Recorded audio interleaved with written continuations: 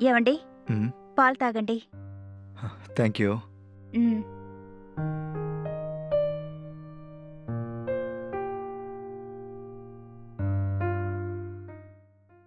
ఏవండి, హ్మ్. మన అపార్ట్మెంట్‌కి కొత్తగా ఒక సెక్యూరిటీ వచ్చారు కదా! ఆ! ఆయన్ని చూస్తే మీకేమనిపిస్తోందండి? అవును. నువ్వెందుకు అతని గురించి అంతలా అడుగుతున్నావు?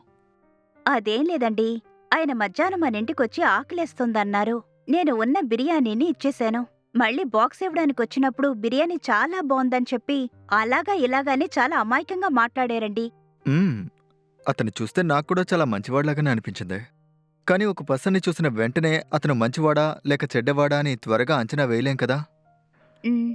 ఒక్కొక్కళ్ళు చూడ్డానికి మంచివాళ్ళలా కనిపిస్తారు. కానీ వాళ్ళు చేసే పనులన్నీ చెడ్డ పనులే.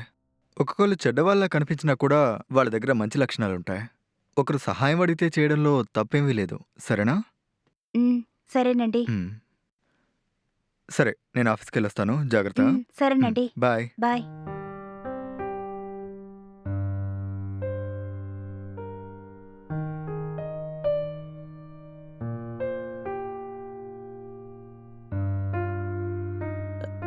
నమస్తే సార్. హ్మ్.